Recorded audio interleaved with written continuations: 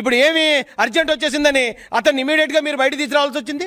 ఓ 4-5 YCP కార్యకర్తలు అని చెప్పి బయటకు వచ్చి అతను మాకు సంబంధం లేదంటున్నారు. ఎవరికి సంబంధం లేదు? ఆడు వైసీపీ కార్యకర్త కాదా? వైసీపీ నాయకులను కలవలేదా? ఏమంటే ఫోటోలు ఉన్నాయండి, ఫోటోలు ఇచ్చారు సార్, ఫోటోలు ప్లే చేయండి సార్. అది చూడండి, ఎవరో కొడాలి నానితో అంత క్లోజ్గా వెళ్ళి మాట్లాడుతున్నాడు. ఆడు ఈ రోజున వైసీపీకి సంబంధం లేదని మాకు చెప్తే ప్రజలు నమ్మే విధంగా ఉందా? ఎవడండి మీ అబద్ధాలు నమ్మేది? సిగ్గు ఎగ్గు లేకుండా అబద్ధాలు చెప్తున్నారు.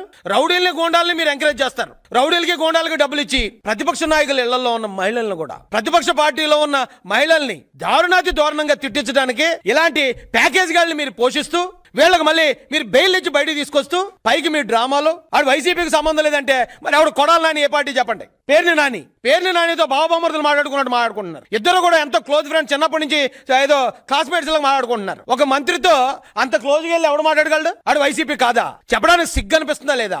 ఏదన్నా ఒక సిగ్గుమాల పని చేసినప్పుడు అది మీరు ఎస్ మేము చేసామని చెప్పుకోవడానికి కనీసం ధైర్యం చేయండి. ఒక పక్కనేమో ఎదో పనులు చేసుకుంటూ వెళ్తారు, మరో పక్కన అతను మాకు సంబంధం లేదని ప్రచారం చేస్తూ ఉంటారు. సజ్జల రామకృష్ణారెడ్డి గారితో చూడండి, సజ్జల రామకృష్ణ సకల శాఖ మంత్రితో ఎమ్మెల్యేలు మినిస్టర్లకు వెళ్ళకపోయారు ఆ రోజున.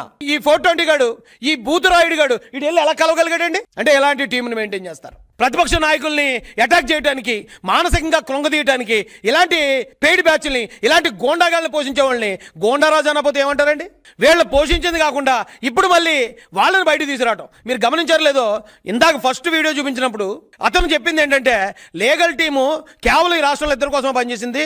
జగన్ లీగల్ టీము ఒకటి నా కోసం అంటే బోరుగడ్డ అనిల్ కోసం, రెండోది సీతారామాంజనేయులు అంటే ఒక పోలీస్ అధికారి కోసం. అంటే ఈ జగన్మోహన్ రెడ్డి అనే ఒక గోండారాజుకి ఇక్కడ ముఖ్యమంత్రి పదవి ఇస్తే ఇలాంటి గోండాగాళ్ళనే కాదు పోలీసులను కూడా అతను రౌడీజానికి ఉపయోగించుకుంటాడు అంటానికి ఇంతకన్నా ఆధారం ఏమైనా కావాలా?